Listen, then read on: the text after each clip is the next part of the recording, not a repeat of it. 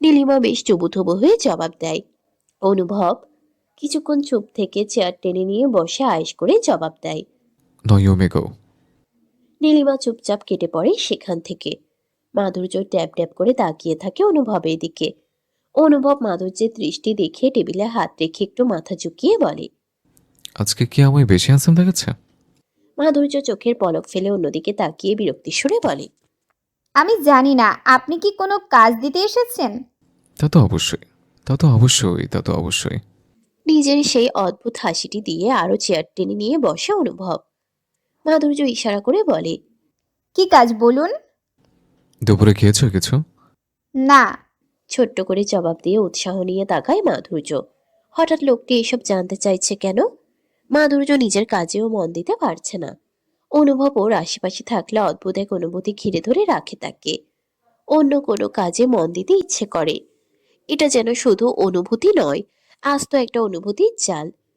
যেই জালে অনুভূতির সংমিশ্রণে রয়েছে মোহ, মায়া, কাছে যাওয়ার আকাঙ্ক্ষা ও অসম্ভব ভালো লাগা। কল্পনা থেকে বেরিয়ে অনুভবকে গভীরভাবে লক্ষ্য করে সে। অনুভব টেবিলের থুতনি রেখে কি ফোনে কি যেন একটা করছে। এই অবস্থাতেও সুন্দর দেখাচ্ছে তাকে। এতটা নিখুঁতভাবে সুন্দর কোনো পুরুষ হয়? এলিনা ঠিকই বলে, এ তো কোনো রাজ্যের রাজকুমার। মিনিট দুয়েক পরেই ফোনটা পকেটে ঢুকিয়ে সোজা হয়ে বসে দৃষ্টিপাত করে অনুভব। মাধুর্য হালকা নড়ে চড়ে উঠে বলে। আপনার নাকি কোনো কাজ আছে, কোন কাজ বললেন না তো। অনুভব ডান হাত তুলে সব আঙ্গুল গুটিয়ে নিয়ে বৃদ্ধ আঙ্গুল দিয়ে বাইরের দিকে ইশারা করে বলে। কাজ আসছে বাইরে থেকে। কাজের কি পা রয়েছে, তারা হেঁটে হেঁটে আসবে। থাকতেই পারে। Nothing is impossible in the world. কথাটি বলতে বলতে একটি লোক অনেকগুলো খাবার নিয়ে প্রবেশ করে। চোখ বড় বড় করে তাকায় মাধুর্য। অনুভবের দিকে তাকিয়ে বোঝার চেষ্টা করে অনুভব বর্তমানে কি করতে চাইছে। মানুষটির মতিগতি বোঝা দায়। খাবারগুলো রেখে লোকটিকে অনুভব ইশারা করতেই চলে যায়। একটা খাবারের প্লেট মাধুর্যের দিকে ঠেলে দিয়ে একটু চাপা সুরে বলে।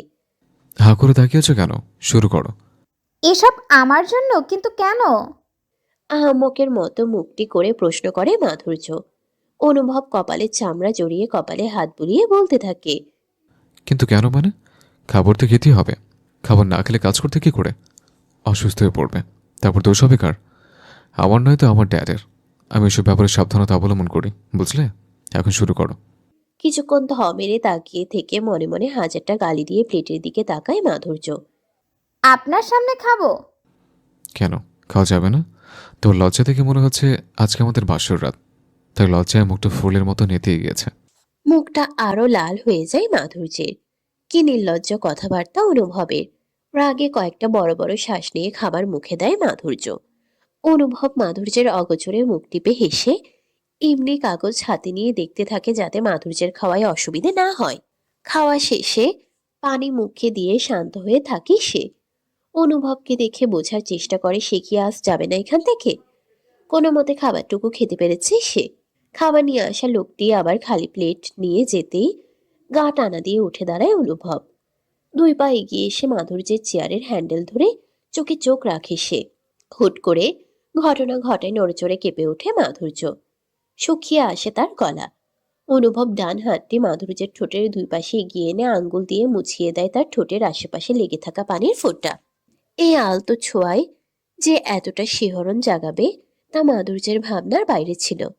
আবেশে চোখ জোড়া বন্ধ হয়ে আসে তার।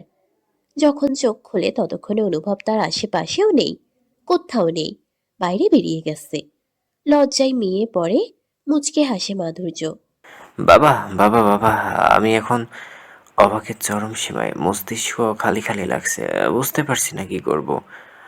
কেন আমার সম্মোহনী কালো জাদু প্রভাব পড়ল না ওদের উপর? কেন পড়ল না? অরুণ রাগে গজরাতে গজরাতে কথাটি বলে ওঠে। তার মনে টান টান উত্তেজনা। এ তো অবাক করার বিষয়। অরুণের জাদুর প্রভাব পড়েনি এমনটা খুব কমই হয়েছে। তার বাবাকে চুপ দেখে সে আবারও বলে ওঠে। এবার মুখ খুলেন অরুণের বাবা। দাঁতে দাঁত চেপে বলে ওঠেন। এটা শুধু ভ্যাম্পায়ারের ক্ষেত্রেই সম্ভব হতে পারে, আর সেই ভ্যাম্পায়ারকেও খুব শক্তিশালী হতে হবে। তোকে বলেছিলাম যাত্রার প্রেমে পড়িস না। আমিও জানি না এখন কি করা উচিত। একে তো ভ্যাম্পায়ার রাজ্য নতুন করে প্রাণ ফিরে যাচ্ছে, আর তার ওপর তোর পছন্দ করে ওই মেয়েটাকে। হ্যাঁ, আমাদের নতুন কোনো শত্রু সেটাও তো জানতে পারছি না, মনে হচ্ছে সব কিছু ধ্বংসই করে দেয়। অরুণ মুখটি বিষণ্ণ করে বলে উঠল। বাবা, যদি মেনে নিই মাধুর্য ভ্যাম্পায়ার, তাহলে কবিতার ক্ষেত্রেও আমার সব পরিশ্রম বৃথা গেল কেন? কবিতার উপরেও কোনো প্রভাব পড়েনি বাবা, তাহলে কি সেও ভ্যাম্পায়ার? হতে পারে, আর আমি নিশ্চিত ওদের মধ্যেও কেউ একজন ভাবনা। আর কে ভাবনা সেটা তোকেই খুঁজে বের করতে হবে। আর ওই অনুভবের কিছু একটা ব্যবস্থা করতে হবে। ভ্যাম্পায়ার রাজ্যের প্রদীপ নিভিয়ে দিতে হবে। অরুণ কিছুক্ষণ চুপ থেকে ভাবুক হয়ে কিছু একটা ভাবতে শুরু করে, তাৎক্ষণিক বলে ওঠে। খুব দ্রুত প্রমাণ হবে কে ভ্যাম্পিয়ার আর কে নয়। ভ্যাম্পিয়ারদের সব থেকে বড় দুর্বলতা হচ্ছে রক্ত, আর সেই রক্ত দিয়ে প্রমাণ হবে মাধুর্যার কবিতা দুজনকে। আর সেদিন তো আমাদের একজন মেয়েটাকে ভ্যাম্পিয়ার রূপে দেখেছিল, সে বলতে পারবে কে আসল ভ্যাম্পিয়ার। বেশ ভালো পরিকল্পনা, শুধু সুযোগ মতো কাজে লাগাতে পারলে হয়। জানালা দিয়ে বাইরে তাকায় অরুণ, ভাবতে থাকে মাধুর্যের কথা আর চেয়ে থাকে বাইরে। তাদের রাজ্যের আকাশ ঘন কালো, সবসময় এমনটাই থাকে। বাইরের গাছপালা শুকনো শুকনো, যেন নিষ্প্রাণ একটি জায়গা। অরুণ মনে মনে চাইছে মাধুর্য যেন একজন সাধারণ মানুষই হয়। রাতে মাঝে মাঝে বাতাস বইছে বাইরে, ঘড়িতে প্রায় 8টা বাজে। বাইরের আবহাওয়া তেমন ভালো নয়, যখন তখন বৃষ্টি আসতে পারে। মাধুর্য মনোযোগ দেওয়ার চেষ্টা করছে বইয়ের পাতায়, কিন্তু মন বসলে তো বইয়ের দিকে তাকালেও যেন ভেসে উঠছে অনুভবের প্রতিচ্ছবি বইয়ের প্রত্যেকটা পাতায়। এই অনুভব সিনহা নামক মানুষটির প্রতি ধীরে ধীরে হলেও বেশ নির্ভরশীল হয়ে পড়েছে মাধুর্য। কলমের ঠোঁটের সঙ্গে ঠেকিয়ে এসে ভাবতে থাকে তার প্রতি অনুভবের ফিলিংস কি। অনুভব কি তাকে নিয়ে একই রকম ভাবে? তাকে নিয়ে অনুভবও কি একই অনুভূতির মেলায় মাতে? তাকে নিয়ে অনুভবও কি একই অনুভূতির মেলায় মাতে? দমকা হাওয়ায় টেবিল থেকে মাধুর্যের ইম্পর্ট্যান্ট নোটস পড়ে যেতেই নিজের সুন্দরতম কল্পনার জগৎ থেকে বেরিয়ে আসে। ইস, কত সুন্দর ভাবনায় মেতেছিল সে। বিরক্তির শব্দ করে একটু নিচু হয়ে নোটস তুলে জোরে টেবিলে রাখে। কলম কামড়াতে কামড়াতে আবার ভাবে অনুভবের অসম্ভব সুন্দর এবং অদ্ভুত হাসির কথা। তার জন্য অনুভব যেমন কেয়ার করে, অন্য কারোর জন্য তেমন করে না, সেটাও খেয়াল করেছে মাধুর্য। তাহলে কি মাধুর্য যা ভাবছে তাই? অনুভব তাকে ভালোবাসে? লজ্জায় 2 হাত দিয়ে মুখ ঢেকে ফেলে মাধুর্য, মাথায় এপাশ ওপাশ ঝাঁকাতে থাকে, বিড়বিড় করে বলে। যদি তাই হয় তাহলে ওনার এই অদ্ভুত ভালোবাসার কি নাম দেওয়া যায়? দ্য মিস্টেরিয়াস লাভ? ফোনের টিংটং রিংটন ভেজে ওঠায় চমকে ওঠে মাধুর্য। দ্রুত হাত বাড়িয়ে ফোন ধরে দেখে স্যার নামটি ভাসছে। এটা অনুভবের বাবার নাম্বার। মাধুর্য দরকারের জন্য সেভ করে রেখেছে, যদিও এই নম্বর থেকে ফোন আসবে তা কল্পনা আতীত ছিল। ফোনটা রিসিভ করে কাঁপা কাঁপা হাতে ফোনটা কানে ধরে সে। হ্যালো মাধুর্য চৌধুরী বলছো? Yes sir. আমাকে চিনতে পেরেছো? জি। আজ এক্ষুনি আমার বাড়িতে এসো, কিছু কাজ আছে। হিসেবে কিছু সমস্যা দেখা গিয়েছে, তোমাকে সমাধান করতে হবে। মাধুর্য কিছুটা অবাক হয়। এখনই যেতে হবে? কিন্তু আপনার বাড়ি তো আমি চিনি না স্যার। ওপাশ থেকে গম্ভীর গলায় প্রলয় সিনহা বলে ওঠেন। হ্যাঁ, বেশ আর্জেন্ট। আমি তোমাকে মেসেজ করে দিচ্ছি ঠিকানা, যে কাউকে বললে চিনিয়ে দিবে। মাধুর্য বাধ্য মেয়ের মতো বলে। ওকে স্যার, আমি আসছি। ফোনটা কেটে দেন প্রলয়। দীর্ঘ নিঃশ্বাস ফেলে বড় ব্যালকনিতে নরম চেয়ারে ঠেস লাগিয়ে বসে পড়ে সে। হাতে তুলে নেয় একটা বেশ বড়সড় পেন্টিং। পেন্টিং এর পরে অর্ধ চাঁদের আলো, আলোকিত হয়ে ওঠে সেটা। মিষ্টি হাসি দিয়ে যেন সবার মন জয় করে নিতে পারে মেয়েটি। একটা সময় ছিল যখন তোমাকে আমি আমার পুত্রবধূ করতে চেয়েছিলাম, কিন্তু একটা ঝড় সব উলট পালট করে দিল। জানি আবারও ফিরে এসেছো, কিন্তু এবার আমাকে ক্ষমা করো। আমি বাবা হয়ে আমার ছেলের সঙ্গে তোমার মিল হতে দিতে পারবো না, কারণ হয়তো তুমি এবার আমার ছেলের ক্ষতি করে দিতে পারো, কারণ ও তোমাকে মেরেছে। আমি আমার ছেলেকেও তো মুহূর্তে দিতে পারি না, তাই তুমি যেন কখনো আমার ছেলের সামনে না আসো, সেটাই কামনা করি। কথাটা বলে চোখ বন্ধ করেন প্রলয়। মাধুর্যকে উনি কোনো কাজের জন্য ডাকেননি, বরং উনি মাধুর্যকে পরখ করতে ডেকেছেন। এতদিন রাজ্যের কাজে ডুব দিয়েছিলেন, রাত ছাড়া ওনার সময় হয় না, তাই রাতেই ডেকেছেন। উনি একবার দেখতে চান সামনাসামনি মাধুর্যকে। এক ধ্যানে বসে আছে অনুভব।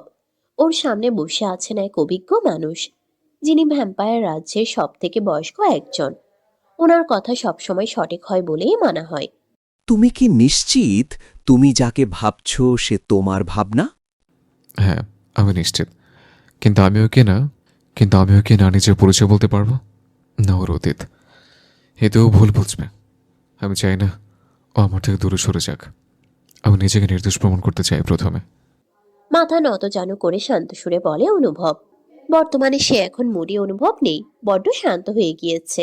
সব ভ্যাম্পায়ারদের নাকি ধৈর্য ধরতে হয়, শান্ত থাকাই তাদের ধর্মের একটা অংশ। কিন্তু অনুভব অন্যরকম হয়ে গিয়েছে, কখনো শান্ত, নয়তো কখনো অতিরিক্ত উত্তেজিত বা রাগান্বিত। অনুভবের সামনের মানুষটি কিছু একটা ভাবছেন। কিছু ভেবেই উনি বলেন, শুনেছি প্রকৃতি সবকিছু দুইবার করে ঘটায়। যেমন তার প্রতি তোমার অনুভূতি জন্মাচ্ছে, হয়তো তারও তোমার প্রতি অনুভূতি জন্মাচ্ছে, কারণ ভাবনাও তোমাকে অসম্ভব ভালোবেসেছিল এক সময়। সেই একই অনুভূতি আবারও যে অনুভব করবে, ৪৯ বছর আগের ভাবনা আর এখনকার ভাবনার মাঝে চেহারার মাঝে যে বদল আছে তার কেন জানো? কারণ এটাই তোমার শাস্তি। ও তোমার আশেপাশে থাকবে, কিন্তু তুমি ওকে খুঁজে বেড়াবে সব জায়গায়, সবখানে, অথচ সে তোমার কাছেই থাকবে। সিএনজি গাড়ি এসে দাঁড়ায় সিনহা প্যালেসের সামনে। গাড়ি থেকে নামে মাধুর্য। ভাড়া মিটিয়ে ফ্যালফ্যাল করে তাকায় বড় বাড়িটার দিকে। এত বড় বাড়িতে তো অনায়াসে 10টা পরিবার থেকে যেতে পারবে। ফোন অন করে টাইম দেখে দ্রুত বাড়ির দিকে পা বাড়ায় সে। তাকে বাড়িও তো ফিরতে হবে। মেইন গেটের সামনে দাঁড়িয়ে চোখ বুলিয়ে নিতেই একজন অর্ধবয়স্ক লোক দেখতে পায় মাধুর্য। লোকটিও মাধুর্যকে দেখে এগিয়ে আসে। লোহার দরজার ওপার থেকে বলে, আপনি মাধুর্য চৌধুরী? হ্যাঁ। ঠিক আছে, ভিতরে আসুন। স্যার আপনাকে ভেতরে যেতে বলে দিয়েছে। গেটটা আস্তে আস্তে খুলে দিতেই ভেতরে ঢুকে পড়ে মাধুর্য। ধীর পায়ে কংক্রিটের উপর দিয়ে সোজা রাস্তায় চলতে থাকে সে। অনেকক্ষণ ধরেই ব্যালকনিতে বাতাস অনুভব করছেন প্রলয় সিনহা। চোখ জোড়া তার বন্ধ ক্লান্তিতে। কাজের ভিড়ে উনি নিজেকেই হারিয়ে ফেলেছেন। উনি ব্যস্ত থাকার পেছনে অনেক বড় কারণ রয়েছে। তা হলো উনি দুঃখে জর্জরিত হয়ে পড়তে চান না নিজের স্ত্রীর স্মৃতির মাঝে। আজ কতগুলো বছর নিজের স্ত্রীকে ছাড়াই কাটিয়ে দিয়েছেন তিনি। তবুও বেশিরভাগ সময় উনি ভাবেন তার সঙ্গিনীর কথা। সে কারণে ওনার চোখের কোণে জমে পানি। তা উনি লুকোতে চান, এড়াতে চান। একা থাকতে থাকতে আবারও প্রলয়ের চোখে পানির কোণা ভিড় জমায়। দরজায় ঠকঠক আওয়াজ হতেই লুকিয়ে ফেলেন সেই পানি। গম্ভীর গলায় জবাব দেন। কি বলবে? প্রলয় উঠে দাঁড়ান। ব্যালকনি পেরিয়ে ঘরে ঢুকতে ঢুকতে বলেন, ভিতরে আসতে বলো। চলে যায় মেয়েটা মাধুর্যকে ডাকতে। প্রলয় পেছন ফিরে ভাবনার পেন্টিংটি হাতে নিয়ে আবারও ঘরে আসেন। সেটা সেটা ঠিকঠাক জায়গায় রাখার আগে একটি মেয়েলি গলা ভেসে আসে। আসসালামু আলাইকুম, ভেতরে আসতে পারি স্যার? সে মিষ্টি রিনরিনে কণ্ঠস্বর শুনেই উল্টে বিছানায় পড়ে যায় ভাবনার পেন্টিং প্রলয়ের হাত থেকে। অতি আগ্রহের সঙ্গে সামনে তাকায় ননি। দরজায় হাত রেখে দাঁড়িয়ে আছে মাধুর্য। প্রলয় ভাবনার সঙ্গে মাধুর্যের চেহারা মেলাবার চেষ্টা করেন। হয়তো মিলছে না, আবার মিলছে। এই কেমন দ্বিধা! মাধুর্য প্রলয় সিনহার কোনো রেসপন্স না পেয়ে কি করবে ভেবে পায় না। আবার শব্দ করে বলে, স্যার আসবো? প্রলয়ের ধ্যান ভাঙে। বেশ দম নিয়ে বলেন। এসো। মাধুর্য গুটিসুটি পায়ে ভেতরে ঢুকে পড়ে। ওর মাথাটা নত হয়ে রয়েছে। ভয়ে নয়, শ্রদ্ধায়। বড়দের শ্রদ্ধা করতে হয়, এটাই নিয়ম। মাধুর্যের আচরণে এমন বিনীত, শান্ত আর সততা দেখে শ্বাসরুদ্ধকর পরিস্থিতিতে বিরাজ করছেন প্রলয়।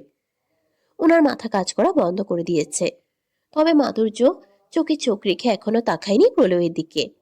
বাড়ির টেরাসে এক পা হালকা উঁচু করে বর্ডারে রেখে হাতে ভাইলেন দিয়ে সুর তুলছে অনুভব। অনেকদিন পর আবারও সেই সুর তুলছে। ইচ্ছে করছে আবারও গাইতে, কিন্তু সেই প্রেয়সী কি আবারও ছুটে আসবে তার সুরে? চোখ বন্ধ করে কল্পনা করে সে তার প্রেয়সীকে, কিন্তু ব্যর্থ হয়। পরিবর্তে মাধুর্যের মুখটা জলজল করে ভেসে ওঠে। ভাইলেন দিয়ে সুর তোলা থামিয়ে দেয় অনুভব। কিছুক্ষণ ঘন ঘন নিঃশ্বাস ফেলে। ঘন কালো আকাশের দিকে তাকিয়ে বলে, তাকেই দেখাও মন, যে আমার ভাগ্যে আছে। তাকে নয় যাকে আমি কোনোদিনও পাবো না। অনুভবের কথাগুলোর ওজন অনেক। এই ওজনের ভারে টেকা যাবে না। তার নীল বর্ণের চোখ জোড়া ঘোলাটে হয়ে আসে, বন্ধ করে নেয় চোখ জোড়া, কাঁধে ভাইলেন টেকিয়ে জোরে জোরে সুর তুলতে থাকে। এবার মুখ দিয়ে সুরেলা কণ্ঠ বেরিয়ে আসে। চলো বলে ফেলি কত কথা কলি, জন্মেছে বলতে তোমায়, তোমাকে চাই। জলছানো রাতে এই পোড়া বরাতে, তুমি আমার অন্ধকার আর রোশনাই। কাঁধে ব্যাগ নিয়ে শুকনো মুখ নিয়ে প্রলয় সিনহার ঘর থেকে বের হয় মাধুর্য। কাজের জন্য ডেকে হঠাৎ প্রলয় সিনহা জানান তার হিসেবের প্রবলেম সলভ হয়ে গিয়েছে, সে আসতে পারে। তাই এই ব্যাপারে কনফিউজড সে। চিকন আঁকাবাঁকা সিঁড়িতে যেই পা রাখতে যাবে, তার কানে ভেসে আসে সেই পুরুষালী সুরেলা কণ্ঠ, যেটা সে স্বপ্নে শুনেছে, এমনকি সেই রহস্যময় জগতেও শুনেছে। পা আর সিঁড়িতে না রেখে স্ট্রেট কাট দাঁড়িয়ে পড়ে সে।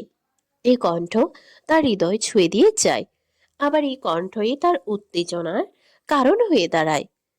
অস্থির ভঙ্গিতে সে আশেপাশে তাকিয়ে বলে, এই গানের সুর আমার ভ্রম, এটা সত্যি নয়। কারণি সে অলতা মাখানো দিনেরা ঢলে পরে রাতে, তারপরে রাত্রি জাগানো, বাকিটা তোমারই তো হাতে। নিঃশ্বাস ওঠানামা করতে থাকে মাধুর্যের। দুই ধাপ পিছিয়ে গিয়ে ছোট গোল টেবিলের সঙ্গে পা লাগলে সামলে নেয় নিজেকে। এ তো সেই সুর যেটা আমাকে মাতাল করে দেয়, পাগল করে তোলে। কোথা থেকে আসছে এটা? ওপর থেকে? চোখে ঘোর লেগে যায় মাধুর্যের।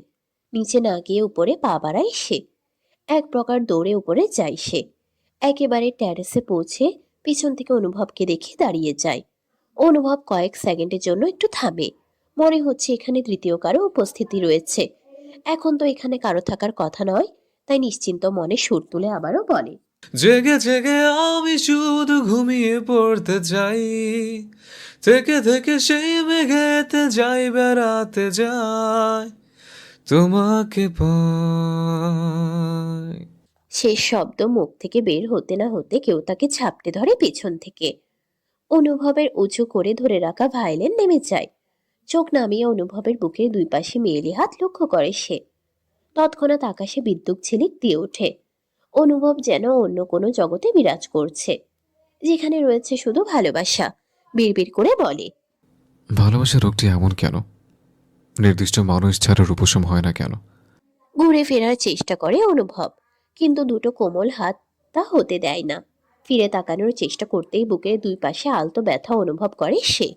চোখ নামিয়ে তাকায় সে। মাধুর্যের বড় বড় আর ধারালো নখ অনুভবের 60 ফুটা করে ঢুকে যাচ্ছে। আকস্মিক ঘটনায় হতভম্ব হয়ে পড়ে সে। মাধুর্যের কি হচ্ছে? হাতটা কোনোভাবে ছাড়াতেই পড়ে যেতে শুরু করে মাধুর্য। অনুভব বিদ্যুতের গতিতে ঘুরে ধরে ফেলে তাকে। মাধুর্যের আসল রূপ বেরিয়ে আসছে, তাই ওর হাতের নখ বড় বড় হয়ে উঠেছে। কিন্তু কেন? অনুভব তৃষ্ণা পেতেই ঘড়ি উঠিয়ে দেখে ঘড়িতে প্রায় 9:30। এর মানে এবার রক্ত না পেলে সে নিজের আয়ত্তে থাকবে না। সে আনমনে বলে ওঠে, তবে কি মাধুর্য তৃষ্ণার্তের কারণে নিজের রূপ ধারণ করে ফেলেছে?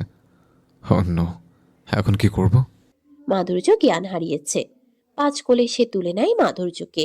সবার অগোচরে বেরিয়ে আসে বাড়ি থেকে। গাড়ি ড্রাইভ করতে করতে ব্রেক কষিয়ে থামিয়ে দেয় অনুভব। গলা শুকিয়ে আসছে তার। গলায় হাত দেয় সে। পাশ ফিরে মাধুর্যের দিকে এক পলক তাকিয়ে গাড়ি থেকে নেমে পড়ে অনুভব। রক্ত ছাড়া শক্তিহীন হয়ে পড়ছে সে। দাঁত কিরমির করছে বারবার। গাড়ির সামনে দাঁড়িয়ে থাকতে থাকতে নিজের রূপ ধারণ করে অনুভব। হিংস্র হয়ে ওঠে সে। তার চেহারার দিকে তাকানো দেয়। সুন্দরতম চেহারা নিমিষে ভয়ানক চেহারায় পাল্টে যায়। সবুজ রগগুলো ফুলে ফেপে ওঠে। গাড়িতে পা দিয়ে আঘাত করে গলা উঁচু করে হা করে চিৎকার দিয়ে ওঠে সে। রক্ত, এক ফোঁটা রক্ত চাই আমার, রক্ত। নিজের মাথা এপাশ ওপাশ ঝাঁকুনি দিয়ে ঠান্ডা থাকার চেষ্টা করলেও নিয়ন্ত্রণ হারিয়ে ফেলে সে। হুঙ্কার দিয়ে আশেপাশে তাকিয়েও লাভ হয় না। যাকে তাকে মারতে পারবে না সে। গাড়ির সামনের কাছ দিয়ে মাধুর্যের দিকে চোখ যায় তার। বিড়বিড় করে বলে ওঠে, রক্ত। জানালার কাছে এসে দাঁড়ায় সে। হাত মুঠো করে জানালার ভেতরে মাথা ঢুকিয়ে দেয় অনুভব। মাধুর্যের চেহারা চকমক হয়ে উঠেছে। আর অনুভবের তৃষ্ণা বেড়ে চলেছে। সে নিজের মুখ এগিয়ে নিয়ে আসে মাধুর্যের গলার কাছে। নিজের মুখ নেয় সে। হা করতেই আবারও মুহূর্তেই ঠোঁট শুরু করে নেয় সে। কাপা কাপা ও গোলাপি আভায় আবৃত ঠোঁট জোড়া দিয়ে স্পর্শ করে মাধুর্যের গলা। হালকা কাঁপুনি দিয়ে থেমে যায় মাধুর্য। শীতল মাখা গলায় অনুভব বলে ওঠে, তোমার রক্তে নিজের গলায় ভেজানোর আগে যেন আমার মৃত্যু হয়। গাড়ি থেকে ছিটকে দূরে সরে আসে অনুভব। তার কান খাড়া করে শোনে কারো পায়ের আওয়াজ। এত ঘন গাছপালায় আবৃত জায়গা দিয়ে কে হাঁটছে? জলজল করে ওঠে অনুভবের চোখ জোড়া।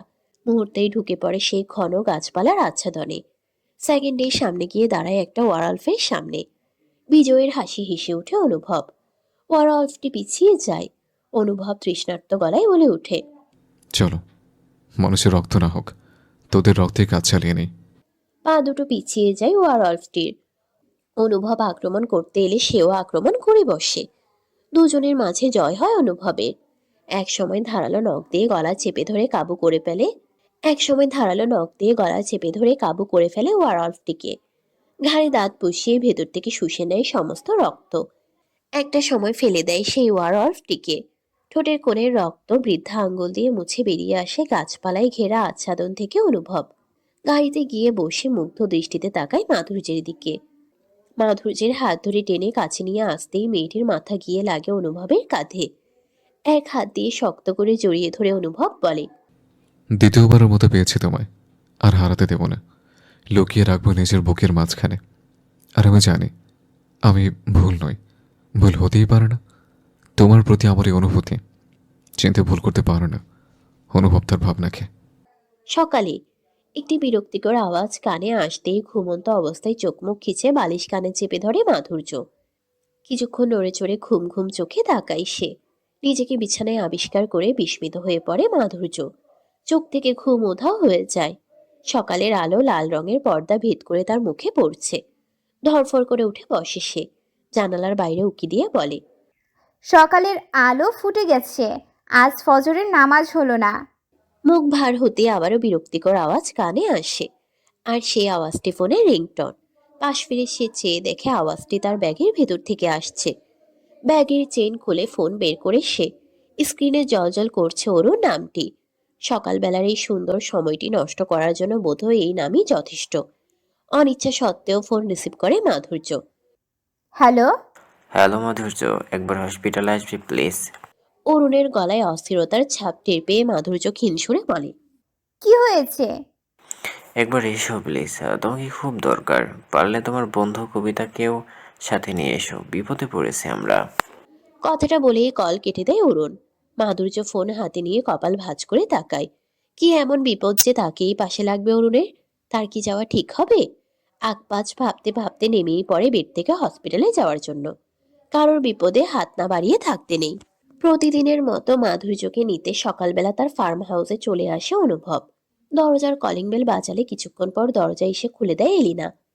ব্যবসা গরমের মাঝে দরদর করে ঘামছে অনুভব। ওদের ক্ষেত্রে গরমের মাঝে থাকা ক্ষতির কারণ হয়ে দাঁড়াতে পারে। তবুও বাইরে বের হয় অনুভব। এলিনা অনুভবকে দেখে মাথা নত করে। অনুভব শার্টের কলার ঝাড়তে ঝাড়তে ভেতরে প্রবেশ করে বলে, মাধুর্য কোথায়? এখনো জ্ঞান ফেরেনি নাকি ঘুম থেকে ওঠেনি? এলিনা সোজা ভাবে নরম গলায় জবাব দেয়, উঠেছে তো অনেক আগে প্রিন্স, তবে ও আজ বাইরে গেলে তাড়াহুড়ো করে খেয়েও গেল না। স্থির হয়ে ভ্রু কুঁচকে তাকায় অনুভব। কড়া গলায় বলে, আমি তোমাকে বলেছিলাম আমি না আসা অবধি ওকে কোথাও যেতে দেবে না, তাহলে কেন দিলে? আমি তো অনেকবার বারণ করেছিলাম, কিন্তু ও শোনে না প্রিন্স। আমি দুঃখিত। নিজের চোখে দুই কোণে হাত রেখে হালকা চোখ কসলে নেয় অনুভব। তারপর সে হাত পকেটে গুজে বলে, কোথায় গেছে? আর এত সকালে তো ওর ইউনিভার্সিটিও নেই। তবে হসপিটালে যাবে বলল। ওর কোনো বন্ধুর নাকি বিপদ হয়েছে, এতটুকুই বলল। এই কাছের হসপিটালেই গেছে। চোখ বড় বড় করে তাকায় অনুভব। চোখ মুখ জড়িয়ে চোয়াল শক্ত করে বলে, ও নো, হসপিটালে এর মানেই রক্ত। মাধুর্য যদি একবার রক্ত দেখে আরও রূপ বেরিয়ে আসে তাহলে খুব খারাপ হয়ে যাবে। আলিনা, হ্যাঁ হ্যাঁ প্রিন্স। আমি যাচ্ছি। আর এরপর থেকে যদি মাধুর্য একা একা কোথাও যায় সবার আগে আমাকে ইনফর্ম করবে। ফোন শুধু মুখ দেখার জন্য নয়, আন্ডারস্ট্যান্ড? এলিনা মাথা উপর নিচ তুলাতেই হনহন করে বেরিয়ে যায় অনুভব। হসপিটালের ভেতর তাড়াতাড়ি ছুটে আসে মাধুর্য।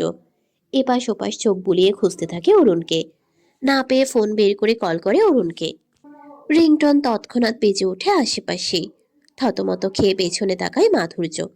অরুণকে দেখে অশান্ত হয়ে ছুটে আসে। অরুণ, আপনি আমাকে এমনভাবে ডাকলেন আর বিপদের কথা বললেন যে আসতে হলো। কি হয়েছে? সেটা বলছি, কিন্তু তোমার ওই বান্ধবী আসেনি? আশেপাশে তাকিয়ে ও আসছে, রাস্তায় আছে।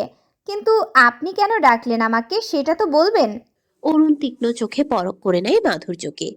এই মেয়েটাকে দেখলেই চোখ জুড়িয়ে যায়। বারবার ছুতে ইচ্ছে করে, কিন্তু তা তো সে পারবে না। যদি তাকে নিজের করতে হয় তাহলে তাকে কৌশলে করতে হবে। সে মুখটা থমথমে করে বলে ওঠে। আমার একটা ফ্রেন্ড অ্যাক্সিডেন্ট করেছে, তার অনেক রক্তপাত হয়েছে। আর ওর রক্ত নেগেটিভ, যেটা কারণ নেই। তোমার আর কবিতার কি আছে? বিভ্রান্ত হয়ে পড়ে মাধুর্য। দিশেহারা হয়ে বলে, তা তো জানি না, কারণ আমি নিজের রক্ত পরীক্ষা কখনো করাইনি, তাই বলতে পারছি না। আর কবিতার কথাও জানি না। ও আসুক, সে বলবে। আচ্ছা, আপনার ফ্রেন্ড কোথায় আছে চলুন। ঠিক আছে, এসো। অরুণ আর মাধুর্য চলতে শুরু করে। একটা কেবিনে গিয়ে ঢুকে একটা ছেলেকে পড়ে থাকতে দেখতে পায় মাধুর্য। ছেলেটাকে রক্ত দেওয়া হচ্ছে। মাধুর্য ফিচেল গলায় বলে ওঠে, ওকে তো রক্ত দেওয়া হচ্ছে। এই এক ব্যাগ রক্ত দিয়ে হবে না, আরও লাগবে। ব্লাড ব্যাংকে এক ব্যাগই ছিল। মাধুর্য জবাব দেয় না। স্থির চোখে তাকায় রক্তের ব্যাগের দিকে। চোখের পলক ফেলা বন্ধ করে ফেলে সে। অরুণ মনোযোগ দিয়ে তাকায় মাধুর্যের চোখের দিকে। খেয়াল করতে থাকে ওর চোখের রং পাল্টায় কিনা। কিন্তু প্রথম পদক্ষেপেই ব্যর্থ হয়। বেজে ওঠে মাধুর্যের ফোন। মাধুর্যের দৃষ্টি সরে যায়। দাঁতে দাঁত চেপে অন্যদিকে তাকায় অরুণ। মাধুর্য কবিতার সঙ্গে ফোনে কথা বলতে বলতে বেরিয়ে যায়। তার পেছন পেছন বেরিয়ে আসে অরুণ।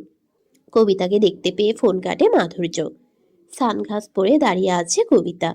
সে হন্তদন্ত হয়ে এসে বলে, কি হয়েছে রে? এভাবে ডাকলি যে?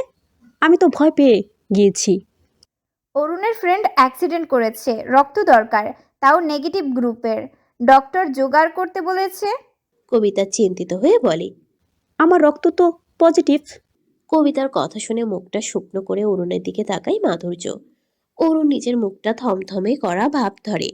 সামনে রক্তের ব্যাগ নিয়ে আসা নার্সকে দেখে আনমনে হেঁটে এসে অরুণ হালকা ধাক্কা লাগিয়ে ফেলে দেয়। নার্সের হাতে থাকা ট্রেয়ের উপর রক্তের ব্যাগ পড়ে যায়। ফ্লোরের আশেপাশে ছিটে যায় রক্ত। মাধুর্য আর কবিতা দুজনেই চমকে থাকায় ফ্লোরে। ঠোঁট কাঁপতে শুরু করে মাধুর্যের, কিন্তু দৃষ্টি শান্ত হয়ে যায়। অরুণ তীক্ষ্ণ চোখে তাকায় দুজনের দিকে। কবিতা সানগ্লাস খুলে তাকায়। বাইরে প্রচন্ড রোদ, তাই সানগ্লাস পরে বেরিয়েছিল সে। কবিতার সানগ্লাস খুলতেই অরুণ হতভম্ব হয়ে যায়। কবিতার চোখের রং সবুজ হয়ে এসেছে। কবিতার দিকে এগুতে গিয়েও থেমে যায় অরুণ। হাত মুঠো করে দাঁড়িয়ে থাকে। অন্যদিকে মাধুর্যের দিকে খেয়াল নেই তার। মাধুর্য হুট করে নিজের চোখ বন্ধ করে ফেলে।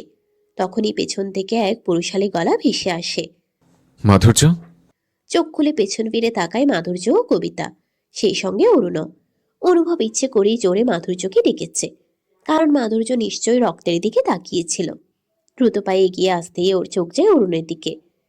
একটু হলেও কয়েক মুহূর্তের জন্য শক্ট হয়ে পড়ে সে।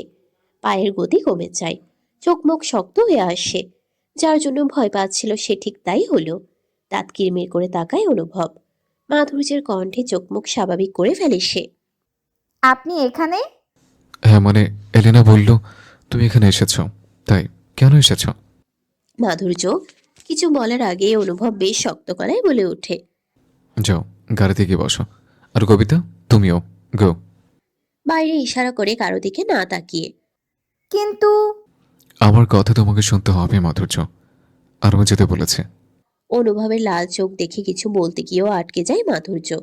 কবিতা সানগ্লাস পরে ফিসফিস করে বলে, এই চল না, অযথায় কেন রাগাচ্ছিস হিরোটাকে? কবিতা মাধুর্যের হাত ধরে টানতে টানতে নিয়ে যায় বাইরে। বড় নিঃশ্বাস নিয়ে অরুণের দিকে তাকায় অনুভব। দুই ধাপ এগিয়ে আসে সে। তোর চেহারা ভুলে যায়নি আমি, তুইও জানিস, আমিও জানি তুই কে। কিন্তু নিজের সীমানা অতিক্রম করিস না। তোর ভাগ্য কিন্তু তোর সাথ দেয় বলতে হয়, তাতে জনবহুল জায়গায় তোর সঙ্গে আমার দেখা হতো না। নয়তো আজই আমি নিজ হাতে তোর মৃত্যু লিখতাম। মাধুর্যের থেকে দূরে থাক। That's my first and last warning. এরপর আর ওয়ার্নিং দেব না কিন্তু। অনুভব হাঁটতে শুরু করে, কিন্তু পেছন থেকে অরুণের তাচ্ছিল্যময় কথাগুলো শুনে যেতে পারে না সে। কেন মাধুর্যের পিছনে পড়েছিস? ও তো সাধারণ মানুষ। নাকি ভাবনাকে মেরে ফেলে আফসোস করছিস, তাই এখন মানুষের পিছনেও ঘুরতে হচ্ছে? চোখের পলক ফেলার আগেই দ্রুত ঘুরে অরুণের কাছাকাছি এসে ধাক্কা দেয় অনুভব। রাগের বশে পাল্টে যায় তার চোখের রং।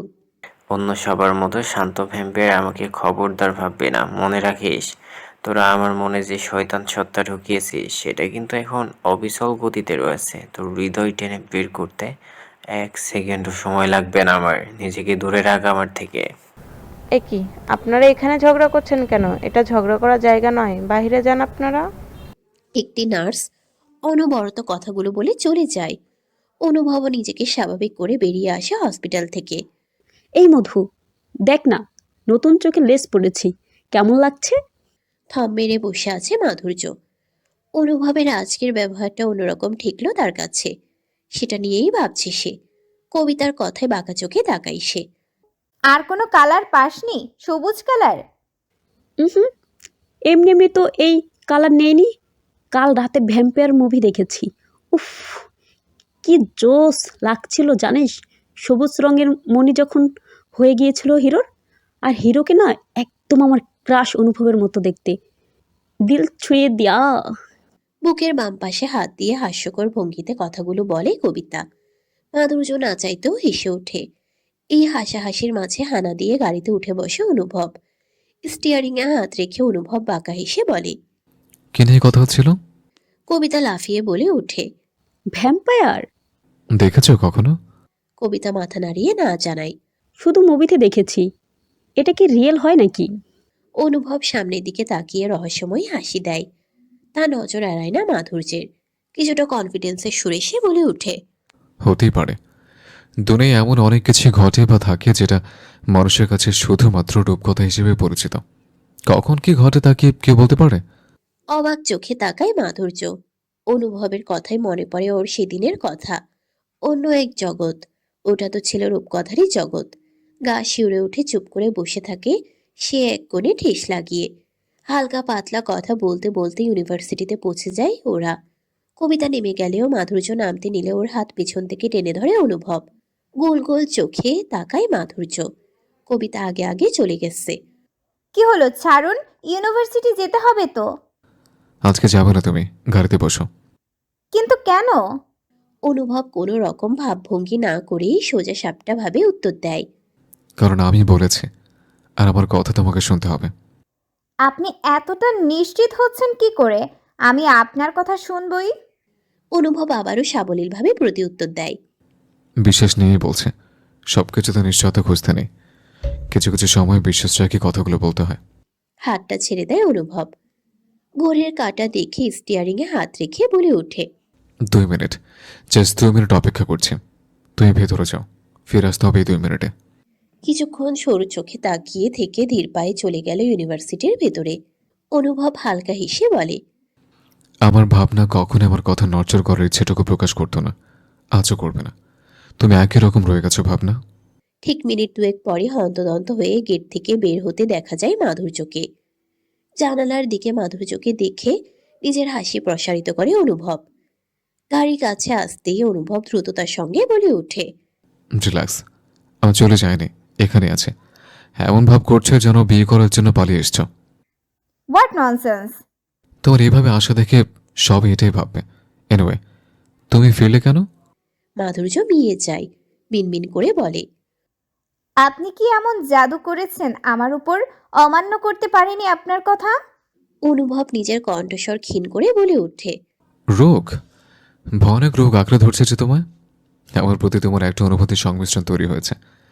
বৃথা নিজের মনের বিরুদ্ধে যেও না, বসো গাড়িতে। মাধুর্য মাথা নাড়ায়, উঠে বসে অনুভবের পাশে। ভ্যাম্পায়ার রাজপ্রাসাদ আলোয় ঝলমলে হয়ে উঠেছে। কোথাও কোনো কমতি নেই। আশপাশের সবকিছুতে রাজকীয় ভাব। এই বড়সড় প্রাসাদকে আবারও আগের মতো করার চেষ্টায় সফল হয়েছেন ভ্যাম্পায়ার কিং প্রলয়।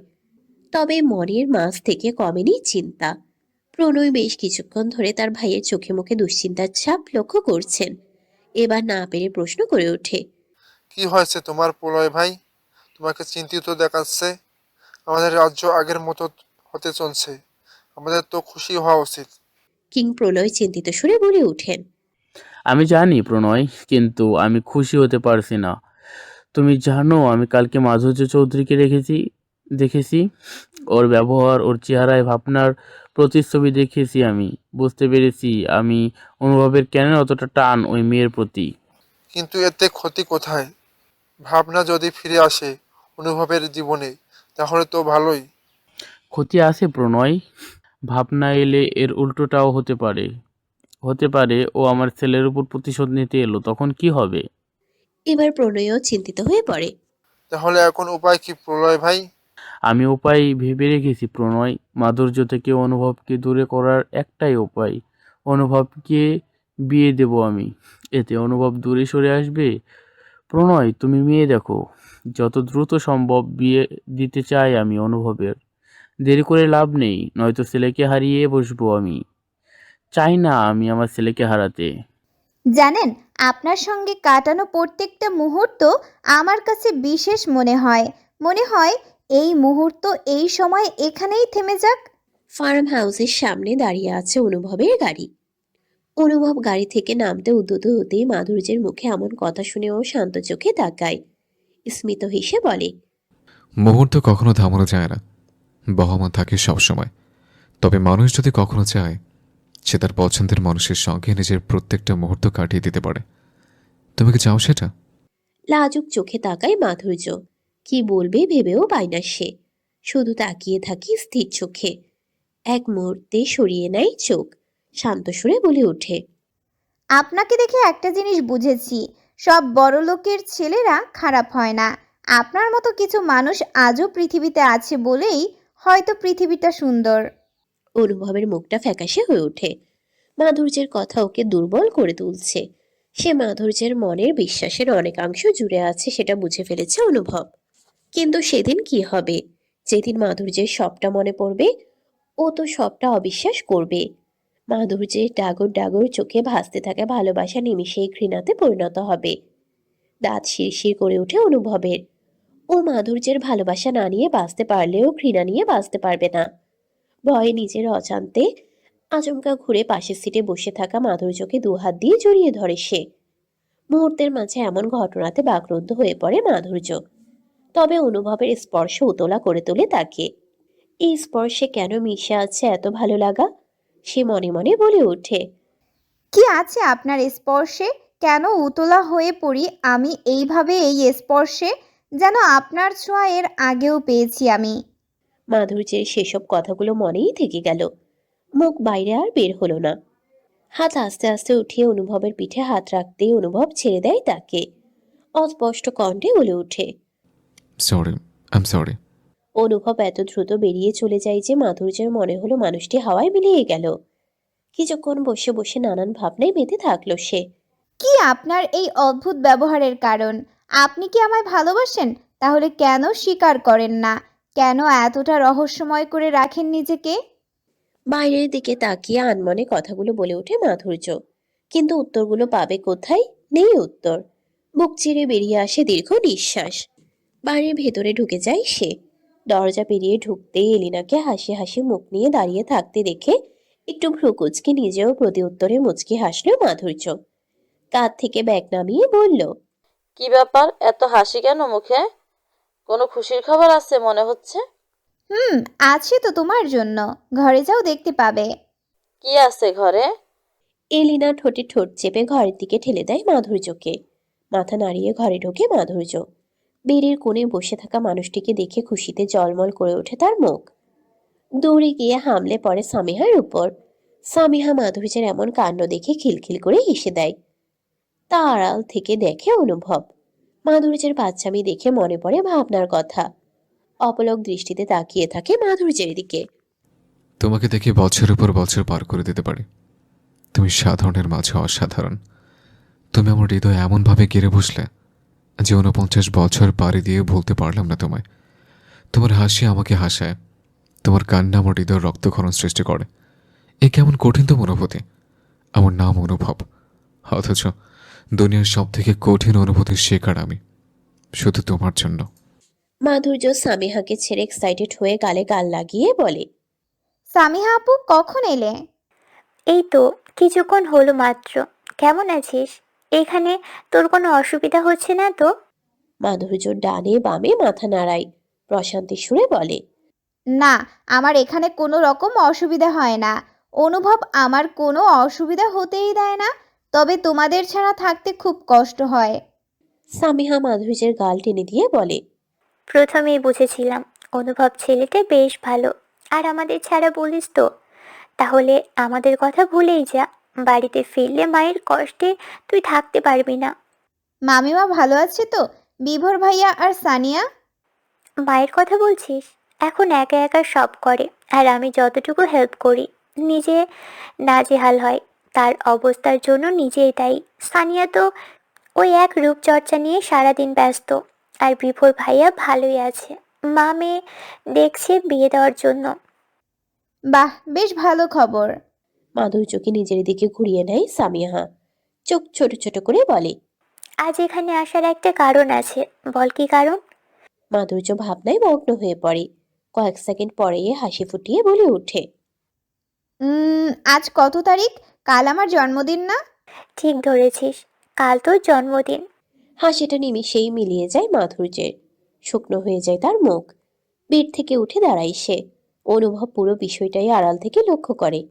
জানালার কাছে পর্দা ধরে দাঁড়ায় মাধুর্য, বিষণ্ণতায় ছেয়ে যায় ওর মুখ।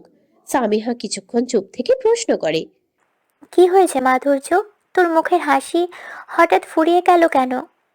কাল আমার জন্মদিন, অথচ যারা জন্ম দিয়েছে তারা আমার জীবনে নেই। 22টা বছর পার করলাম তাদের ছাড়া, কিন্তু মনটা এখনো কোথাও না কোথাও বিশ্বাস করে আমার মা বাবা আজও আছে, কোথাও একটা আছে। সামিহা মাধুর্যকে কি বলে সান্ত্বনা দেবে খুঁজে পায় না। মাধুর্যের মলিন হয়ে যাওয়া চোখ মুখের দিকে অসহায়ভাবে তাকিয়ে থাকে সে। নিজের বাড়িতে চেয়ারের উপরে পা তুলে ডান হাতটা থুতনিতে রেখে বসে আছে অরুণ। ও নিজের চোখকে বিশ্বাস করতে পারেনি আজ। মুখটা জড়িয়ে গ্লাসে থাকা পানীয় এক ঢোকে শেষ করে মাথা হেলে বসে থাকে সে। ভার কণ্ঠস্বরে বলে ওঠে। তাহলে কি কবিতা ভাবনা নাকি আমার কোথাও ভুল হচ্ছে? নিজের চোখ কসলে আয়নার দিকে লক্ষ্য করে সে। পাগলের মতো মাথার চুল এলোমেলো করে বলে। না না, আমি নিজের চোখকে অবিশ্বাস করছি। মাধুর্য তাহলে সাধারণ মানুষ, আর কবিতা ভাবনা কিছু একটা ব্যবস্থা করতে হবে এই মেয়েটার আর ওই অনুভবেরও। ওর থেকে মাধুর্যকে দূরে সরাতে হবে যে কোনো উপায়ে আর যে কোনোভাবে। আরো বিভিন্ন বিষয় নিয়ে ভাবতে ভাবতে তার ঘরে হন্তদন্ত হয়ে ঢুকে পড়ে কেউ। এমন কাণ্ড দেখে অরুণ চোখ লাল করে বলে। কি হলো? ঘরে অনুমতি নিয়ে ঢুকতে হয় জানিস না? ভুলে গেছিস নিয়ম কানুন? ছেলেটা হাঁপাতে হাঁপাতে বলে ওঠে। না প্রিন্স, তবে খবরটা এমন যে দ্রুত আসতে হলো। কি খবর বল, বিদায় হ। আমার ভালো লাগছে না। তিক্ততা সুরে কথাটি বলে ওঠে অরুণ। ছেলেটি ভয়ে ভয়ে বলে ওঠে। আমাদের দলে আরেকজন মরে গেছে প্রিন্স। চকিতে তাকায় অরুণ, দাঁড়িয়ে পড়ে চেয়ার থেকে। ধূপধাপ পা ফেলে এগিয়ে এসে চোখ গরম করে জানতে চায়। কে মারা গেছে? ওই যে সেদিন ওই সুন্দরী মেয়ে ভ্যাম্পায়ারের শিকার যে হয়েছিল না, আর ওই সুন্দরী মেয়েকে যে দেখছিল সে মরে গেছে। পুরোটা শুনে এর আগে বড় বড় নিঃশ্বাস ফেলতে থাকে অরুণ। নিয়ন্ত্রণে রাখতে না পেরে নিজের আসল রূপ ধারণ করতে সময় নেয় না অরুণ। চলে যা চোখের সামনে থেকে, নয়তো। কথাটা বলে ছেলেটার দিকে ছুড়ে দেয় অরুণ নিজের হাতের কাছে যা পায়। ছেলেটি ভয়ে দৌড়ে পালায়। অরুণ ভেবেছিল কবিতার ভাবনা কিনা নিশ্চিত হতে ওই ওয়ারলফটা কাজে লাগবে, কিন্তু পারল না। রাগে ক্ষোভে ফেটে পড়ল সে। সন্ধ্যায় সামিহা চলে গিয়েছে কিছুক্ষণ আগে। রেণুকা বারবার ফোন দিয়ে চলেছিল ওকে, তাই যেতে হয়েছে তাকে। আজ অফিসেও যায়নি মাধুর্য, অনুভবী যেতে বারণ করেছে। সামিহা এসেছিল তাকেই সময় দিতে বলেছিল, তাই এখন ছাদে দাঁড়িয়ে আছে মাধুর্য। ছাদটা খুব একটা বড় নয়, মাঝারি আকারের ছাদ। ছাদে অনেকদিন আসা যাওয়া করা হয় না, সেটা ছাদ দেখলেই বোঝা যায়। কেন গিয়েছিল আজকে হসপিটালে? অনুভবের কণ্ঠ শুনে পেছন ফিরে তাকায় মাধুর্য। অনুভবের প্রশ্নের জবাব দিতে নেয় সে, কিন্তু তার আগেই থামিয়ে দেয় অনুভব তাকে। সে এগুতে এগুতে বলে, একটা কথা কান খুলে শুনে রাখো, আমাকে না বলে কোথাও যাবে না তুমি। এটা আমার রিকোয়েস্ট নয়, অর্ডার। আর আমার অর্ডার কেউ অমান্য করুক সেটা আমি মোটেও পছন্দ করি না। সবটা শোনার পর এবার মাধুর্য সাহস করে বলে ওঠে, আপনি ব্যাপারটা একটু বেশি সিরিয়াসলি নিচ্ছেন। অরুণ বিপদে ছিল তাই। মাধুর্যকে থামিয়ে দিয়ে অনুভব জোর গলায় বলে ওঠে, যাকে তাকে এত চিন্তা কিসের তোমার? তোমার এটাই সমস্যা, কারো বিপদ দেখলে তুমি ঠিক থাকতে পারো না। তবে এর জন্য নিজের কত বড় বিপদ হতে পারে তুমি জানো? Do you have any idea? Listen, you are my responsibility. তোমাকে সুরক্ষিত রাখার দায়িত্ব আমার। সো এবার থেকে যেখানে যাবে এবং যা করবে সব আমাকে বলে করতে হবে। ইজ দ্যাট ক্লিয়ার মাধুর্য? কথা বলা শেষে অনুভবের মাধুর্যের দিকে খেয়াল করে। মাধুর্য মলিন মুখে তাকিয়ে আছে ওর দিকে। এবার মুখের লাগাম দেওয়া উচিত অনুভবের, তাই করে সে। রাগে নিয়ন্ত্রণের বাইরে চলে যাচ্ছিল সে। তবে মাধুর্যের মুখ মলিন হওয়ার পেছনে অনুভবের রাগের কথাগুলো জড়িয়ে নেয়। তার খারাপ লাগাটা অন্যখানে। সে মনে মনে ভাবতে থাকে সে অনুভবের দায়িত্ব মাত্র। সে কারণেই অনুভব এত কেয়ার করে ওর প্রতি। এসব ভেবে হৃদয়ের মাঝে ভাঙচুর সৃষ্টি হয়। মাধুর্য ভেবেছিল অনুভবের তার প্রতি কোনো অনুভূতি তৈরি হয়েছে, কিন্তু সে ভুল ছিল। মাধুর্য মিনমিন করে বলে ওঠে, আর এমন হবে না। ছাদ থেকে যাওয়ার জন্য পা বাড়াতে নেয় মাধুর্য। 2 ধাপ পা ফেলতে একটি হাত শক্ত করে আবদ্ধ করে নেয় তাকে। পিছন ফেরার সময়টাও পায় না, তার আগেই কেউ তার সঙ্গে মিশিয়ে নেয়। আর মানুষটি কে সেটা মাধুর্যের বেশ ভালোভাবে জানা। পিটপিট করে তাকাতে গিয়েও লজ্জায় মাথা নিচু করে থাকে। রাগটা বেশি দেখিয়ে ফেলেছে, সরি, ভেরি ভেরি সরি। মাধুর্যের মাঝে কোনো পরিবর্তন দেখা যায় না। অনুভব হাতের বাঁধন আলগা করে, গম্ভীর গলায় বলে উঠল, আমি কিন্তু সরি সবসময় সবাইকে বলি না, তোমার অ্যাকসেপ্ট করে নেওয়া উচিত আমার সরি। এবার বাঁকা চোখে তাকায় মাধুর্য। দূরে সরতেই ওর হাতের সাথে অনুভব নিজের হাত আবদ্ধ করে নেয়। You are not only my responsibility. তুমি আমার কাছে এমন কেউ যার সঙ্গে আমার ভালো লাগা খারাপ লাগা সবটা জুড়ে আছে। তুমি এমন কেউ যাকে নিয়ে ভাবতে আমার ভালো লাগে। শুধু আমার দায়িত্ব নাও তুমি। মাধুর্যের প্রাণে পানি আসে, ঠান্ডা হয়ে যায় তার পুরো শরীর। অন্ধকার চারিদিকে। এই ঝাপসা আলোয় দুটো মানুষ একে অপরকে তাকিয়ে নিজের তৃষ্ণা মেটাচ্ছে। এই যেন হাজার বছরের তৃষ্ণা। রাত প্রায় 11টা। মাধুর্য টেবিলেই মাথা রেখে পড়তে পড়তে একসময় ঘুমিয়ে পড়েছে। চারিদিকে নিস্তব্ধতা। এই নিস্তব্ধতার মাঝে কারো পায়ে শব্দ হয়। পায়ের শব্দটা আস্তে আস্তে প্রখর হচ্ছে। কেউ হেঁটে আসছে মাধুর্যের ঘরের দিকে। টেবিলে মাথা লাগিয়ে ঘুমের ঘোরে বিড়বিড় করছে মাধুর্য। এই বাতাসের মাঝেও ও ঘামছে। ওর কপালে কয়েকটা ভাঁজ স্পষ্ট। অতি উত্তেজিত হয়ে একসময় সে বলে, আমি মরতে চাইনি।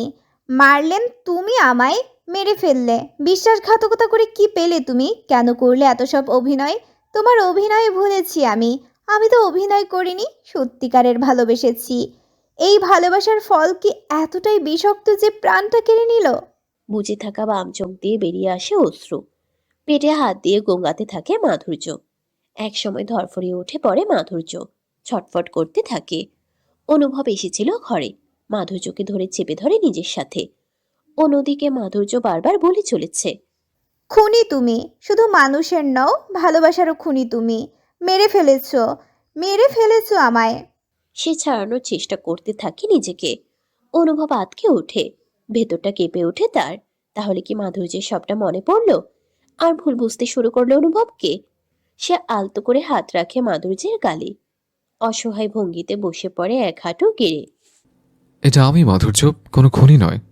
অনুভবকে দেখে মাধুর্যের ছটফটানি বন্ধ হয়ে যায়। থম মেরে থাকে সে। মাথায় হাত দিয়ে বলে, স্বপ্ন? আবার সেই স্বপ্ন? আমি মুক্তি এর থেকে। ওই অদ্ভুত মেয়ের মারা যাবার যন্ত্রণা আমি কেন অনুভব করি? তার মানে স্বপ্ন দেখছিলে? মাধুর্য মাথা দুলায়। নিশ্চিত হয় অনুভব। তৎক্ষণাৎ মাধুর্য বিভ্রান্ত হয়ে প্রশ্ন ছুড়ে দেয়। আপনি এই সময় এখানে কি করছেন? সোজা হয়ে উঠে দাঁড়ায় অনুভব। স্মিত হেসে বলে, তোমাকে ডাকতে এসেছিলাম, একটা জায়গায় নিয়ে যাব, যাবে? কোথায়? অনুভব মাধুর্যকে হাত ধরে দাঁড় করায়। না বললে যাবে না? বিশ্বাস করতে পারছো না? এভাবে বলবেন না। আপনাকে অবিশ্বাস করলে যেন নিজের ওপর থেকেই বিশ্বাস উঠে যায় আমার।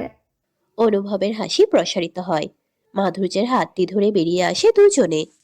অন্ধকার ঘর, কাঁধে যেন চাপা আর্তনাদ ভেসে আসছে এই চার দেয়ালে বন্দি ঘরের ভিতর থেকে। ঘরের ভেতর সামান্য আলো বা বাতাস ঢোকার মতো কোনো পরিস্থিতি নেই।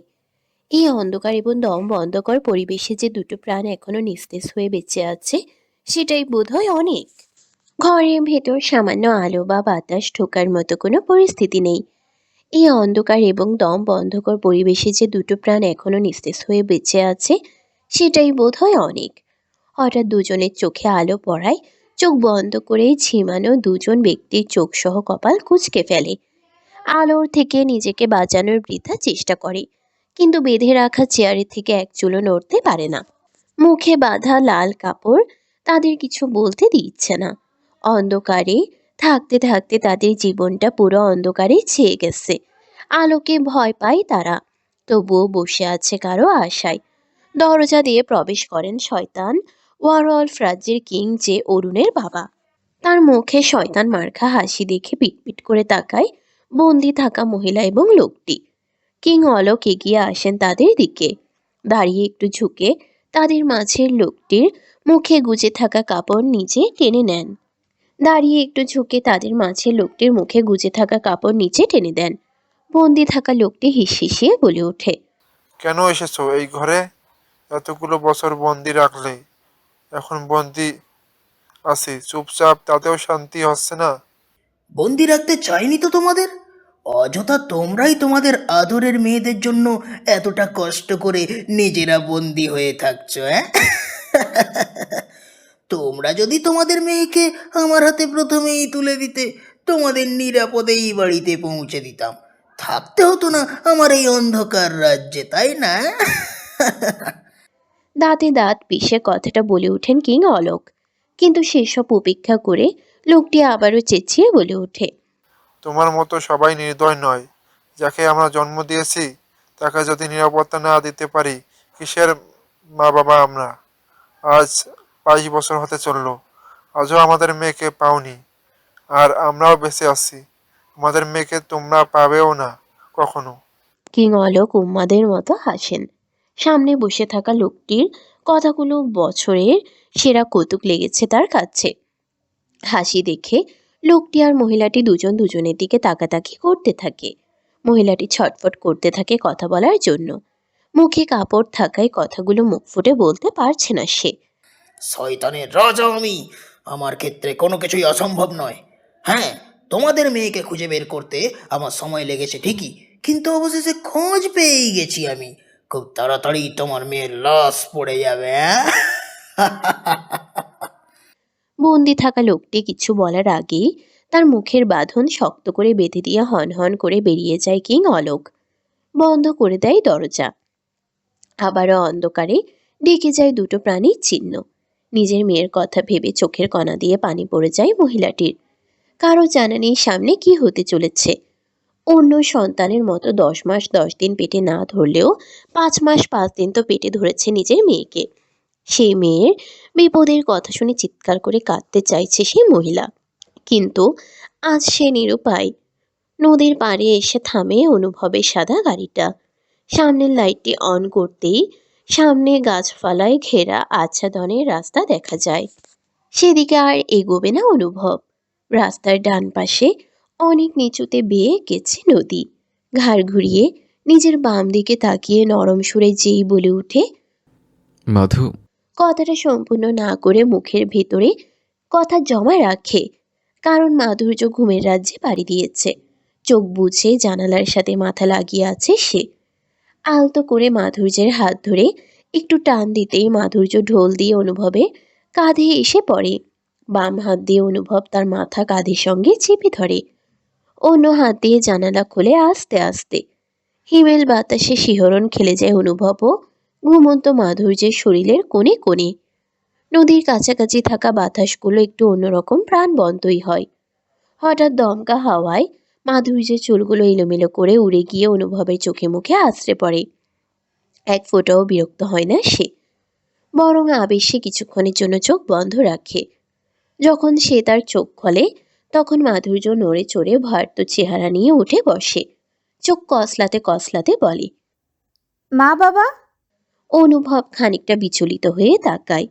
মাধুর্য যখন অনুভবকে দেখে মুহূর্তেই শান্ত হয়ে যায় সে। মলিন হয়ে ওঠে তার মুখ। অনুভব বিমূঢ় হয়ে প্রশ্ন করে, এনি প্রবলেম? না, হঠাৎ মা বাবার কথা মনে পড়লো, মনে হলো তারা ভালো নেই। ভাবলিসহীন হয়ে জবাব দেয় মাধুর্য। অনুভব আর সেই বিষয়ে এগোয় না, কারণ সে জানে মাধুর্যের মা বাবা নেই। এখন তাকে মা বাবার কথা বলে মনটা আরো বিষণ্ণ করে তুলতে চায় না। গাড়ির দরজা খুলে মাধুর্যের কাছে এসে ওর কাছের দরজাটাও খুলে দিয়ে অনুভব ওর চোখ জোড়ার উপর হাত রাখে। হক চকিয়ে উঠে অনুভবের হাতের উপর হাত রাখে মাধুর্য। কি করছেন? শ্, বিশ্বাস করে যখন এতখানি এসেছ, তখন আরেকটু বিশ্বাস করে গন্তব্য পর্যন্ত চলো। মাধুর্য আর বারণ করতে পারে না, সম্মতি দেয় হালকা মাথা দুলিয়ে। অনুভবকে অনুসরণ করে আস্তে ধীরে পায়ের ধাপ ফেলে হাঁটতে থাকে সে। ও বুঝতে পারে সে নিচের দিকে কোথাও যাচ্ছে। হালকা ভয় তার মনে ভর করলে হাত দিয়ে শক্ত করে ধরে অনুভবের ব্লেজার। বিষয়টাতে নিঃশব্দে হাসে অনুভব। একসময় এসে ওদের দুজনেরই চলা থামে। মাধুর্যের চোখের উপর থেকে হাত সরিয়ে নিলে চোখ খুলে তাকায় সে। নিজেকে এক অন্য দুনিয়ায় আবিষ্কার করে। অজান্তেই হা হয়ে যায় তার মুখ। তার অস্বাভাবিক বড় বড় চোখ জোড়া আরো বড় বড় করে ফেলে। চোখে মুখে ফুটে ওঠে এক আনন্দের ঝিলিক। সামনেই নদী, আর মাধুর্য ও অনুভব দাঁড়িয়ে আছে নদীর পাড়ে, যেখানে গাছপালা আর ঘাসে ভর্তি। চারিপাশে জুড়ে বসেছে জোনাকির মেলা। টিম টিম করে জ্বলছে জোনাকিরা। তারা এই প্রকৃতির রূপকে আরো কয়েক গুণ বাড়িয়ে দিয়েছে। মাধুর্য হাত বাড়িয়ে জোনাকি ধরতে চায়, কিন্তু ব্যর্থ হয়। তাতে আরো হাসি ফুটে ওঠে মুখে। বুকে হাত গুটিয়ে রেখে অনুভব দেখতে ব্যস্ত। এই প্রকৃতির মাঝে মাধুর্যের মাধুরী মিশে প্রকৃতি আরো সুন্দরতম হয়ে উঠেছে। কত সুন্দর চারিপাশটা! এমন মনোমুগ্ধকর দৃশ্য এর আগে আমি কখনো দেখিনি। মুগ্ধতার সাথে বলে ওঠে মাধুর্য। অনুভব মুচকি হেসে বলে, ভালো লেগেছে? খুব। ছোট্ট করে ব্যস্ততার সঙ্গে বলেই মাধুর্য জোনাকি ধরতে ব্যস্ত হয়ে পড়ে। এটাই যেন তার একমাত্র কাজ। এদিক ওদিক হন্তদন্ত হয়ে হাত নাড়াতে থাকে সে। না পেরে মিনিট দুয়েক পরে ক্লান্ত হয়ে কোমর ধরে ঠোঁট কামড়ে জোনাকি পোকার দিকে তাকায়। জোনাকি পোকারাও যেন আজ মাধুর্যকে দেখে হাসছে। তখনই মাধুর্য খেয়াল করে ওর কাঁধে একটা জোনাকি। একটু একটু করে তাকায় সে। নিজের চকচকে চিকন দাঁত বের করে হেসে আঙ্গুল দিয়ে আলতো ছোঁয়া দিতেই উড়ে যায় সেটা। খিলখিল করে হেসে ওঠে মাধুর্য। প্রকৃতির সঙ্গে মজে উঠেছে মেয়েটা। হাসি শেষে অনুভবের দিকে তাকাতেই অনুভবের স্নিগ্ধ মাখা চাহনি দেখে মিয়ে পড়ে সে। মাধুর্যের পেছনে এসে দাঁড়ায় অনুভব। পলকহীন দৃষ্টিতে দেখতে থাকে মাধুর্য লোকটার কর্মকাণ্ড। মাধুর্যের দুটো হাতে নিচে হাত রেখে ওর হাত দুটো উঠিয়ে মুঠো করায় অনুভব। দুজনের মুঠো করা হাতের মাঝে এসে উঠতে থাকে জোনাকি পোকা। যেন জোনাকিটাও খুশি দুটো ভালোবাসার মানুষের হাতের বন্ধনে আসতে পেরে। আচ্ছা, এখানে নিয়ে আসার কোনো বিশেষ কারণ আছে কি? জোনাকি পোকাকে সেভাবেই আগলে রেখে কথাটা বলে মাধুর্য। অনুভব মাধুর্যের কাঁধে থুতনি রেখে বাঁকা চোখে তার প্রেয়সীকে দেখে চলেছিল। তারই কণ্ঠে অনুভবের দেখতে ঘটে ব্যাঘাত। সে আনমনে বলে ওঠে, হুম, তা অবশ্য আছে। কি কারণ? সেটা তো আমার থেকে তুমি ভালো জানো। ঘাড় বাঁকিয়ে বিস্ময়সূচক দৃষ্টিতে তাকায় মাধুর্য। হতভম্ব হয়ে কথা আওড়ায়, আমি? হুম, তুমি। অনুভবের রহস্যজনক কথাগুলো রহস্য উদ্ঘাটন করতে মগ্ন হয়ে পড়ে মাধুর্য। তৎক্ষণাৎ উড়িয়ে দেয় অনুভব, হাত নাড়িয়ে জোনাকি পোকা। রহস্য উদ্ঘাটনের ক্ষেত্রে হার মেনে নদীর কাছে চলে যায় মেয়েটি। একদম পারে নদীর হাড়হিম করা পানিতে পা ডুবিয়ে বসে পড়ে সে। মুহূর্তের মাঝে পৌঁছে যায় অনুভব নিজেও। ধপ করে বসে পড়ে মাধুর্যের পাশে। পা ডুবিয়ে দেয় পানিতে। পানির শব্দে মুখরিত হয়ে পড়ে আশেপাশের পরিবেশ। থই থই করে ওঠে চারিদিকে। ফোনটা পকেট থেকে বের করে সময়টা দেখে নেয় অনুভব। 11:46 আবারও পকেটে রেখে দেয় ফোনটা। তার মাথায় দুষ্টু বুদ্ধি চাপে। ইচ্ছে করে পা পানির মাঝে নাড়িয়ে লাগিয়ে দেয় মাধুর্যের পায়ের সঙ্গে। চমকে উঠে একটা শুকনো ঢোক গিলে লাজুক চোখে তাকায় মাধুর্য। পা সরিয়ে নিয়ে ঘন ঘন নিঃশ্বাস ছাড়তে থাকে। আবারও অনুভবের পা গিয়ে ঠেকে মাধুর্যের সঙ্গে। প্রথমে বুঝতে না পারলেও পরে বুঝতে পারে এটা অনুভব ইচ্ছে করে করছে। চোখ ছোট ছোট করে মাধুর্য নিজের পায়ের নখ অনুভবের পায়ের একটু উপরে বসিয়ে দিতেই চকিতে তাকায় অনুভব। মাধুর্য মিটিমিটি হাসে।